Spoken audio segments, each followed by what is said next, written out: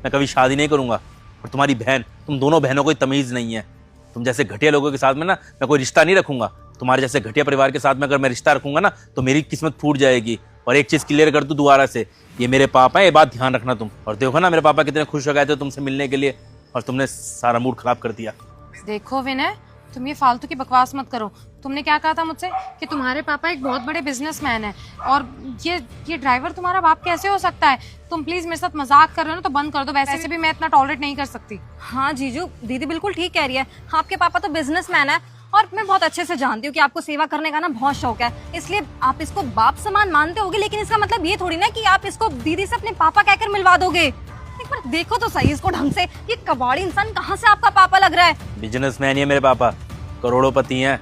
वो तो बस पापा को बचपन से एक्टिंग का शौक था, इसलिए एक थिएटर ग्रुप से जुड़े हुए हैं, बीच बीच में प्ले करने जाते हैं। आज इनका शो था जिसके अंदर इनको ड्राइवर बनना था, इसलिए ड्राइवर के कपड़े पहने हुए हैं इन्होंने। देखो ना पापा कितने खुश थे, तुमसे मिलने के लिए आए थे, कपड़े भी चेंज करके नहीं आए थे। कह रहे थे कि आज मैं अपने होने वाली बहू से मिलूंगा, और तुमने बिल्कुल भी बात नहीं करी, सीधा थप्पड़ मार दिया, लात मार दी है।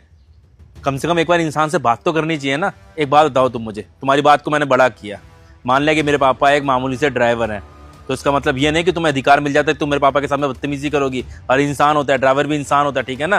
तुम्हारे को कोई हक नहीं बनता किसी को काम की वजह से जज करके उस इंसान के साथ बदतमीजी करने का। और ये कर ही क्या रहे थे, मुझसे गले तो मिल रहे थे। अब मान लो कि कोई ड्राइवर मेरे से आगे गले मिल ही लेगा तो उसमें क्या हो जाएगा यार, इंसान ही तो है, कोई जानवर थोड़ी है कि तुम ऐसा सलूक करती है इनके साथ में। तुम्हारी सोच बहुत गंदी है रिंकी, बहुत गलत सोच है तुम्हारी। अब मुझे समझ में आया, तुम किसी इंसान को ना उसके पैसे से जज करती हो। अगर कोई इंसान तुम्हें लगता है ना गरीब है तो तुम उसकी इज्जत नहीं करते, उसके साथ में बदतमीजी करती हो।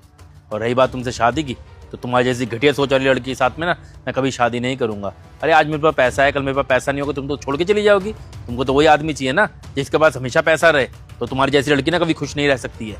लेकिन विनय, चुप रहो, तुमसे कोई बात नहीं करनी मुझे। पापा आई एम सॉरी, मेरी गलती है।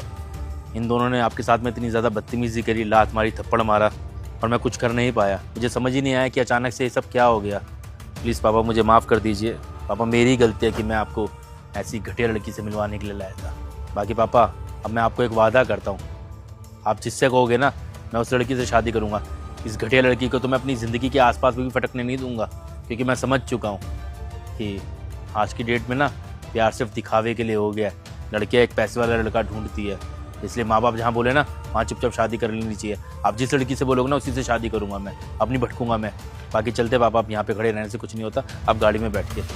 लेकिन विनय, विनय